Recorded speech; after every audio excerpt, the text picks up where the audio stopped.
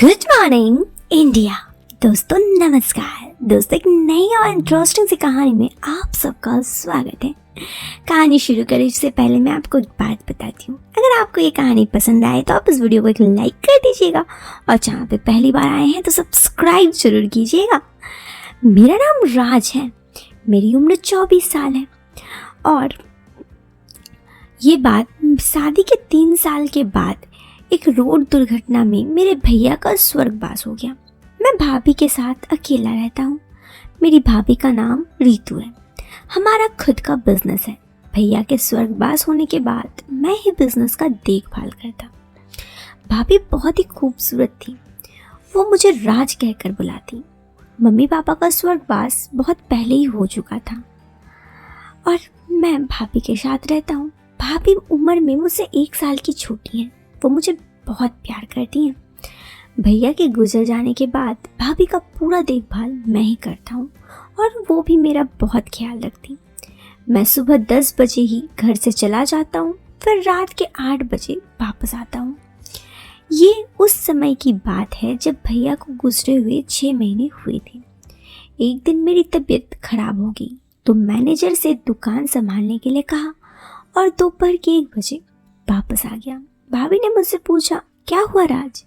मैंने कहा, बॉडी में पेन हो रहा है और कुछ फीवर भी है। मेरी बात सुन वो थोड़ी परेशान हो गई। उन्होंने मुझे कहा, तुम मेरे साथ डॉक्टर के पास चलो। मैंने कहा, मेडिकल स्टोर से कुछ मेडिसिन ले लेते हैं, मुझे थोड़ा आराम कर लेने दो। वो बोली, ठीक है तुम आराम करो, मैं तेल लगा देती हूँ।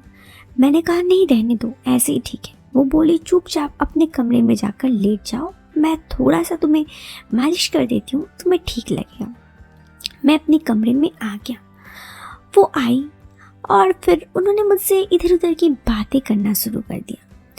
फिर ऐसे ही थोड़ी बहुत तेल लगाई और फिर उसके बाद मैं सो गया।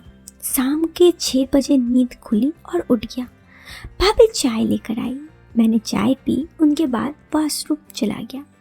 जब वापस आया तो भाभी ने कहा, अब लेट जाओ, मैं अच्छे से मालिश कर देती हूँ। मैंने कहा, अब रहने दो। वो बोली, क्या हुआ, तुम्हें आराम नहीं मिला क्या? मैंने कहा, बहुत आराम मिला। वो बोली, फिर मना क्यों कर रहे हो? मैंने कहा, ठीक है तुम बस पैर में मालिश कर दो। वो खुश हो गई और फिर वो मालिश कर दी और फिर मालिश करने के बाद वो चली गई। दोस्तों आपको बता दूँ, इतना देर तक मेरे मन में उनके लिए कोई भी विचार नहीं थे। बस हम दोनों एक दूसरे की देखभाल करते, इससे ज़्यादा कुछ भी नहीं। लेकिन ना जाने क्यों उस दिन के बाद भाभी मेरी थोड़ी ज़्यादा ही देखभाल करने लगी। हम दोनों ही घर पे रहते, लेकिन अक्सर वो घर पर अकेली ही रहती क्योंकि मैं सुबह 10 बजे जाता तो 8 बजे वापस आता। ऐसे ही वक्त बीतने लगा। धीरे धीरे मैंने देखा कि वो मायूस रहने लगी। मैंने 1-2 दफ़ा उनसे पूछा कि क्या हुआ भाभी, आप इतनी मायूस क्यों हैं? उन्होंने मुझे कहा, कुछ नहीं, लेकिन मैं समझता था कि शायद वो ज़िंदगी में अकेली है और अपने अकेलेपन के कारण मायूस रहती है। वक्त ऐसे ही बीतने लगा और इस वक्त भैया की डेथ हुए पूरे 1 साल बीत चुका था। 1 साल बाद की बात है। एक दिन मैं दोपहर में घर आ गया। जब मैं दोपहर में घर आया तो मुझे लगा कि घर पर पहले से कोई है। मैं अंदर जाकर देखा तो घर पर भैया के एक दोस्त आए हुए थे। ये वही दोस्त थे जो भैया के रहते कई दफ़ा भैया के साथ घर आते। मैंने गेट नॉक किया और तो भाभी से पूछा, कौन है? तो उन्होंने कहा, अरे उनके एक दोस्त आए हुए हैं। मैंने कहा, अचानक से? उन्होंने कहा, हाँ वो बहुत दिन से इस शहर में नहीं थे इसीलिए। मैंने कहा, अच्छा। फिर मैं घर के अंदर गया और उस दिन भाभी ने मुझसे फिर पूछा, आज दोपहर में कैसे आ गए? मैंने कहा, बस आज अच्छा नहीं लग रहा था, काम का ज़्यादा प्रेशर नहीं था तो इसीलिए आ गया। उन्होंने कहा, अच्छा। फिर जैसे ही मैंने उन्हें देखा, भैया के दोस्त को, वो थोड़ा डर गए और मुझसे इक्का दुक्का बातें करके वहाँ से निकल गए। उन्होंने कहा, मुझे कुछ काम है। मुझे उनके बर्ताव से शक हुआ, लेकिन मैंने कुछ नहीं बोला। ऐसे ही दूसरे चौथे दिन मैंने देखा भाभी आजकल खुश रहने लगी है। उनका यूं मायूस रहना और फिर खुश रहना, मैं समझ गया इन सब चीज़ों में कोई दिक्कत तो जरूर है। मैं चुप चुप के घर पर फॉलो करने लगा। जैसे कि मैं दोपहर में घर तो आता लेकिन घर के बाहर से घूमकर चला जाता। इन सब चीज़ों में मुझे एक बात साफ हो गई, मेरे ना रहने पर भैया के वही दोस्त घर आते हैं। मुझे ये सब चीज़ें जानकर बहुत बुरा लगा।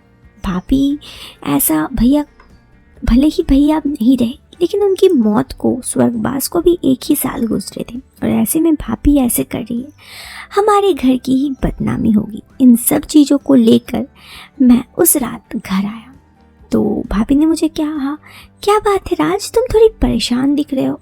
मैंने कहा, आप ऐसा क्यों, आपको ऐसा क्यों लग रहा है? उन्होंने कहा, तुम्हारे चेहरे से लग रहा है। मैंने कहा, आपके चेहरे से भी तो बहुत कुछ लग रहा है। उन्होंने मुझे कहा कि क्या? मैंने कहा, आप सच सच बताइए, आप क्या करती हैं दिन भर? वो मेरी बातों को भांप गई। उन्होंने कहा, ऐसा तो कुछ नहीं है। मैंने कहा, आप सच बता सकते हैं, आप भैया के दोस्त के साथ? उन्होंने कहा, देखो राज, ज़िंदगी में हर किसी को कुछ ना कुछ चाहिए होता है और मैं अकेलापन ज़िंदगी में ज़्यादा दिनों तक काट नहीं सकती। शायद ये तुम नहीं समझोगे, अब तुम्हारे भैया भी नहीं है, कल को तुम्हारी शादी हो जाएगी, तुम्हारी ज़िंदगी में तो कोई आ जाएगा लेकिन मेरी ज़िंदगी अकेली ही रह जाएगी। तब मैंने भाभी से कहा, भाभी मुझे पता है आप अकेली हैं, मैं आपको पसंद करता हूँ, अगर आप चाहें तो मैं आपसे शादी भी कर सकता हूँ, लेकिन अगर आप ऐसा करते हैं घर के बाहर तो आपकी बदनामी होगी। उन्होंने कहा, सच में? मैंने कहा, हाँ। उन्होंने कहा, मुझे माफ़ कर दो राज, अगर तुम मुझसे शादी करना चाहते हो ये बात तुम पहले ही बता सकते थे।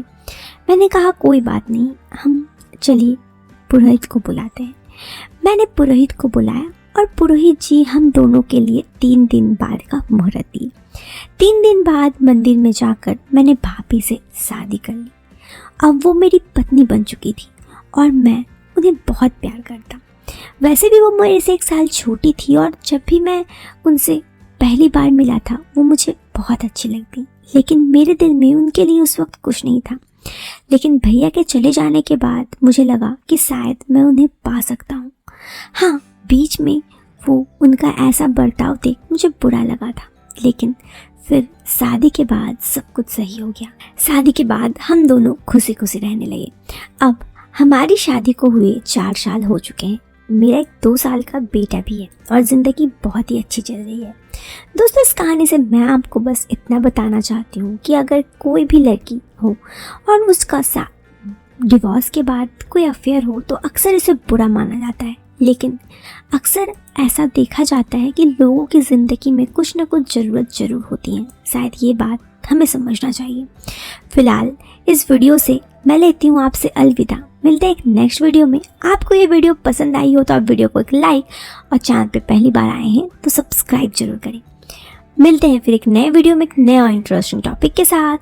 Till then bye bye, take care, bye.